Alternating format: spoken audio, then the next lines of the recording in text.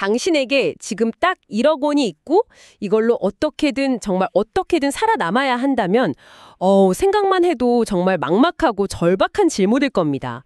오늘 저희가 바로 이 질문, 이 절박한 상황에 대한 현실적인 답을 좀 찾아보려고 하는데요. 당신의 자료들을 바탕으로요. 네, 저희가 살펴볼 자료는 두 가지인데요. 하나는 생존 전략을 다룬 보고서고 다른 하나는 좀 더 현실적인 아이디어 중심의 가이드입니다. 목표는 분명해요. 1억 원으로 그냥 버티는 게 아니라 이걸로 지속 가능한 길을 어떻게 찾을 수 있을지 그 구체적인 경로를 탐색하는 겁니다. 자, 그럼 바로 시작해 볼까요? 우선 냉정하게 현실부터 좀 짚어봐야 할 것 같아요. 1억 원.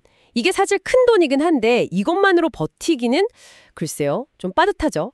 자료를 보니까 서울 1인 가구의 최소 월 생활비가 한 120만 원에서 150만 원 정도, 청년 가구는 213만 원까지도 필요하다고 하네요. 네, 맞아요. 정말 빠듯하죠.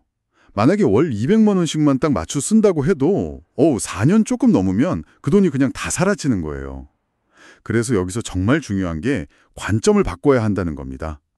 1억 원을 그냥 까먹을 돈, 소비할 돈으로 보면 안 되고요. 이걸 운용할 종잣돈으로 봐야 해요. 더 나아가서는 더 큰 기회를 잡기 위한 일종의 레버리지다. 이렇게 생각해야 합니다. 아, 레버리지요? 네. 예를 들면 이 돈이 있어야 정부 지원 사업 같은 거 신청할 때 자기부담금 요건을 맞출 수 있고요. 또 정책자금 대출 심사 같은 거 받을 때도 아무래도 없는 것보다는 훨씬 유리하게 작용할 수 있겠죠. 그렇군요. 그냥 쓸 돈이 아니라 기회를 만드는 돈이다. 그럼 이 종자돈, 이 레버리지를 구체적으로 어떻게 활용할 수 있을까요? 크게 보면 두 가지 길이 있을 것 같은데 하나는 투자를 해서 돈이 돈을 벌게 하는 거고 다른 하나는 직접 창업을 해서 소득을 만드는 거고요. 네, 맞습니다. 아니면 그 두 가지를 좀 현명하게 섞는 하이브리드 전략도 생각해 볼 수 있습니다. 우선 자본 보존에 좀 더 무게를 두는 투자 경로를 한번 볼까요? 이건 이제 1억 원의 일부나 아니면 전부를 활용해서 매달 꾸준히 현금 흐름을 만드는 데 집중하는 방식이죠. 예를 들자면 그 월배당 나오는 ETF나 리츠 같은 거 있잖아요. 아니면 그냥 아주 안전하게 예금이나 CMA 같은 자산으로 포트폴리오를 짜는 거죠. 이렇게 하면 세금을 제하고도 연 한 4%에서 7% 정도 수익률을 기대해 볼 수 있고요. 그럼 월 한 30만 원에서 50만 원 정도? 그 정도 현금 흐름을 만들 수 있습니다. 물론 이때 ISA 같은 비과세나 절세 혜택 있는 계좌를 활용하는 건 기본이고요. 세금 아껴야죠. 월 30에서 50만 원이요. 아, 근데 사실 그 돈만으로는 최소 생활비에도 한참 못 미치네요. 정말 말씀하신 대로 자본을 보존하는 약간 최소한의 방어선 같은 느낌인데요. 그럼 좀 더 안정적인 월세 수입을 기대하고 예를 들어 오피스텔 같은 부동산 투자는 어떨까요? 그건 좀 낫지 않을까요? 오피스텔이요? 그게 겉보기랑 다르게 좀 함정이 많습니다. 일단 오피스텔은 주택이 아니라서 취득세부터라 4.6%로 꽤 높아요. 그리고 세금 문제가 이게 좀 복잡하게 얽혀 있어요. 업무용으로 임대하면 부가세는 돌려받을 수 있는데 나중에 팔 때 또 문제가 될 수 있고 주거용으로 세를 놓으면 이게 또 주택수에 포함되니까 나중에 다른 집 할 때 양도세 폭탄 맞을 수도 있고요. 정말 생존자금이 걸린 이런 절박한 상황에서는 가능하면 피하는 게 좋은 선택지라고 봅니다. 아, 그렇군요. 오피스텔 투자가 생각보다 고려할 게 많네요. 그럼 투자가 좀 조심스럽다면 다른 길, 창업은 어떤가요? 어떤 아이템으로 시작해 볼 수 있을까요? 그렇죠. 절박한 상황일수록 핵심은 역시 소자본으로 시작해서 위험 부담을 확 줄이는 겁니다. 예를 들어 초기 비용이 정말 적게 드는 한 500만 원 미만으로도 시작 가능한 온라인 쇼핑몰 운영이라든지 아니면 영상 편집 프리랜서 같은 거 이런 디지털이나 서비스 기반 창업이 대표적이죠. 아니면 조금 더 특수한 분야로 그 특수 청소 같은 거요. 이것도 초기 비용 한 500만 원에서 1000만 원 정도로 시작해서 잘하면 월 400만 원 이상 수익도 기대해 볼 수 있는 그런 틈새 시장 공략도 가능하고요. 조금 더 자본이 된다면 푸드트럭 같은 경우는 초기 비용이 한 3천에서 5천만 원 정도, 그리고 배달 전문 음식점은 한 2천에서 4천만 원 정도 생각해야 하고요. 특히 배달 전문점은 요즘 그 공유 주방 있잖아요. 그걸 활용하면 초기 시설 투자 비용을 정말 획기적으로 줄일 수 있다는 장점이 있죠. 소자본 창업 얘기를 듣다 보니까 요즘 길거리나 인터넷에 보면 1억 미만 창업 가능 이런 프랜차이즈 광고가 정말 많이 보이거든요. 이건 좀 안정적이지 않을까요? 본사 지원도 받고 아, 그 광고 문구요. 그것만 보고 섣불리 뛰어들면 정말 위험할 수 있습니다. 네, 그 1억 미만이라는 광고 뒤에는요. 보통 가맹비, 교육비 외에 인테리어 비용, 또 초기 물품 구매 비용 같은 숨겨진 비용이 꽤 많을 수 있어요. 그래서 반드시 공정거래위원회 사이트에 들어가서 정보공개서라는 걸 확인해야 합니다.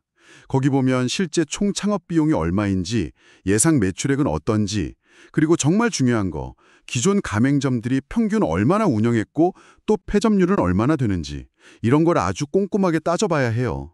그리고 여기에 더해서 예상치 못한 상황에 대비할 예비 자금도 한 20%에서 30% 정도는 추가로 가지고 있어야 하고요. 그렇군요. 광고만 믿으면 안 되겠네요.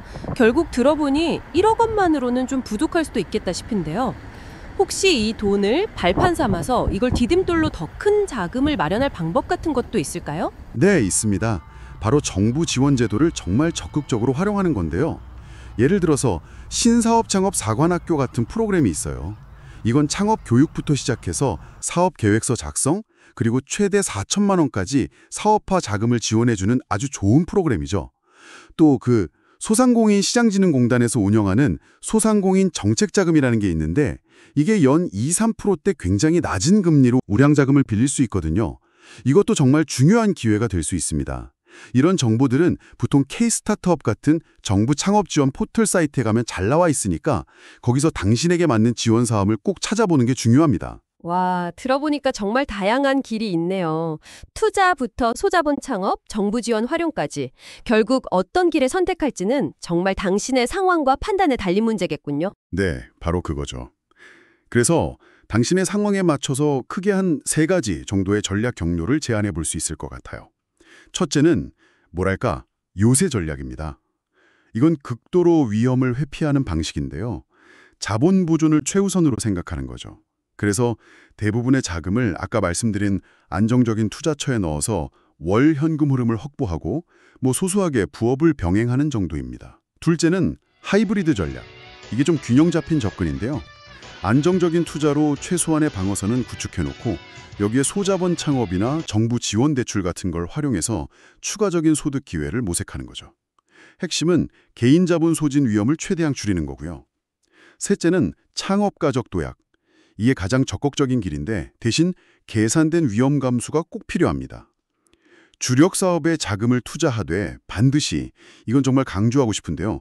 사업 자금과는 완전히 분리된 최소 2년치의 개인 생존 자금을 따로 확보해야 합니다. 사업이 안 될 경우를 대비해야죠. 어떤 경로를 택하든 간에요. 가장 먼저 해야 할 일은 당신의 월 최소 생존 비용이 얼마인지 정확히 파악하는 거, 그리고 당신이 감당할 수 있는 위험 수준은 어느 정도인지, 또 당신의 핵심 역량, 그러니까 당신이 뭘 잘하는지를 냉철하게 파악하고 나서 구체적인 자금 계획을 세우는 것, 이게 모든 전략의 시작입니다. 네, 1억 원으로 생존해야 하는 절박한 상황. 오늘 저희는 단순히 그냥 버티는 걸 넘어서 이 돈을 어떻게 활용해서 스스로 길을 만들어 나갈 수 있을지 그 현실적인 방법들을 좀 깊이 있게 탐색해 봤습니다. 들어보니까 정말 수동적으로 기다리는 게 아니라 능동적으로 미래를 만들어가는 그런 과정이네요. 그렇습니다. 오늘 저희가 나눈 이런 이야기들이 당신이 지금 처한 그 상황에서 자신만의 생존 설계도를 그리는데 조금이나마 구체적이고 실질적인 도움이 되었기를 진심으로 바랍니다. 마지막으로 한 가지만 더 생각할 거리를 던져드리고 싶네요. 1억 원이라는 그 자본 외에 어쩌면 당신이 이미 가지고 있는 가장 강력한 생존 자산은 과연 무엇일까요? 돈으로 환산할 수는 없지만 당신만이 가진 경험이나 기술, 혹은 이 절박함 속에서 오히려 빛을 발할 수 있는 당신의 인맥 같은 것들이 이 어려운 상황을 헤쳐나갈 진짜 열쇠가 될지도 모릅니다. 한번 생각해 보시면 좋겠습니다.